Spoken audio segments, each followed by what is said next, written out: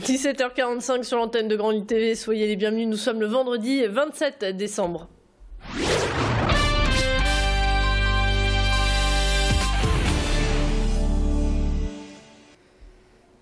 Et on démarre cette édition avec un tragique incendie à Helem. Hier après-midi, 3 personnes ont perdu la vie, une grand-mère et ses 2 petits-enfants âgés de 2 et 5 ans. La grand-mère les gardait pendant que leur mère faisait des courses.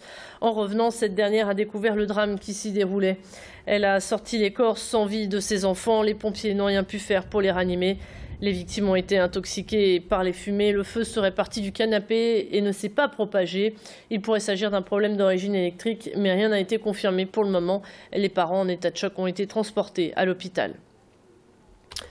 On revient à présent sur la victoire des Roms de la Bourse du Travail de Lille. Le tribunal administratif a ordonné hier au préfet de trouver une solution d'hébergement d'ici une semaine pour 17 familles.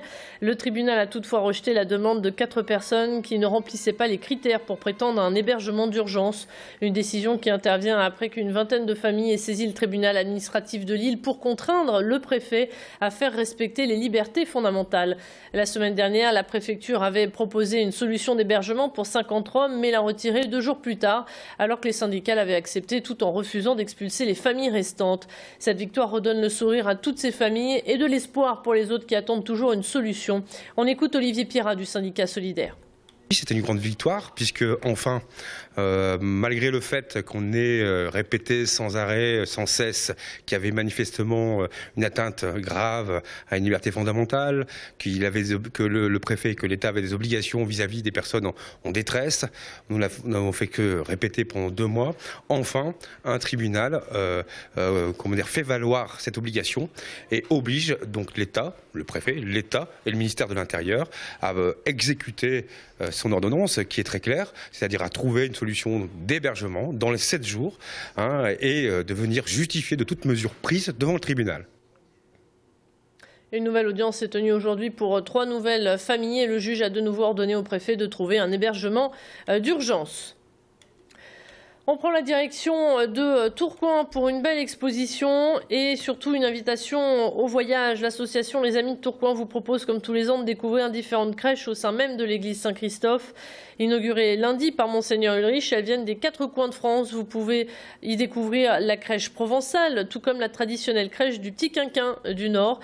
C'est l'occasion de découvrir la nativité sous un autre angle. Tanguy Lécluse s'est rendu sur place pour nous. Le thème a donc été de prendre des bobines de fil pour rappeler effectivement l'univers du textile et d'en faire des personnages de crèche. Voilà, donc ça a été tout un travail de laine, de tricot, de crochet, de tricotin. La structure était en carton-plume. Ce projet m'est venu parce que j'ai visité la Journée du patrimoine, les cheminées et l'usine de Clavroy-Mailleux à Roubaix. Et du coup, je me suis dit, bon, j'ai envie aussi de parler de ce message. Et voilà, c'est devenu une crèche avec une cheminée à côté, là, puisque j'ai fait la cheminée. Voilà. Et ces petites merveilles sont à découvrir jusqu'au 30 décembre. Après le chapon, le foie gras et les chocolats, comment faire pour éliminer les kilos en trop pris en quelques jours? Les fêtes ne sont pas encore terminées, alors comment faire pour en profiter sans pour autant tomber dans l'excès? L'idée est avant tout de préparer un menu équilibré le soir du 31 et pour le lendemain éviter les grignotages et manger léger en privilégiant les légumes et le poisson. D'autres explications avec Céline Delabassé, diététicienne. Le lendemain, c'est de manger. Mais de manger des choses un petit peu plus sensorientées, plutôt vers des poissons, vers des légumes, faire des repas corrects, équilibrés avec de tout. Ne pas oublier forcément aussi le féculent, parce que souvent, en fait, on va l'oublier. Le problème, c'est que si on ne mange pas de féculents, c'est ce qui nous permet d'être rassasiés. On va craquer entre deux. Donc ne manger très peu pour d'ensuite, derrière, dans l'après-midi, manger quand même du chocolat ou manger un morceau de pain ou un morceau de gâteau ou une bûche qui reste. Vaut mieux manger un repas avec de tout que de craquer sur tout et n'importe quoi, surtout sur des choses un peu trop sucrées, un peu trop grasses en fait. Après Noël, place au Nouvel An. Si vous recevez à la maison des amis ou la famille, vous avez très certainement choisi un thème, années 80 ou soirée fluo le 31. Il faut que ça pétille de couleurs. Pensez donc aux cotillons et aux paillettes.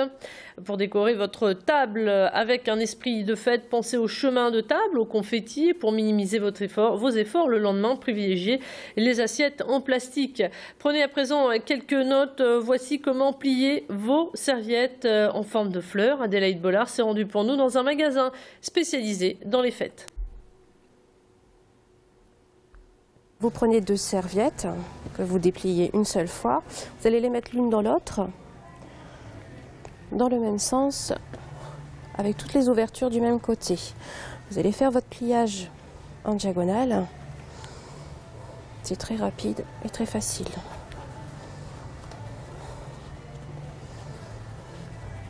Vous allez attacher vos serviettes avec un ruban, un lien. Et après, vous allez ouvrir chaque feuille des serviettes. Vous voyez, ça prend que quelques secondes.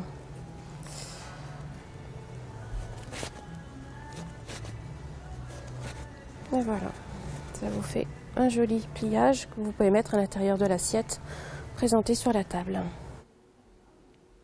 C'est la fin de cette édition. Restez avec nous à suivre votre météo est toujours en direct.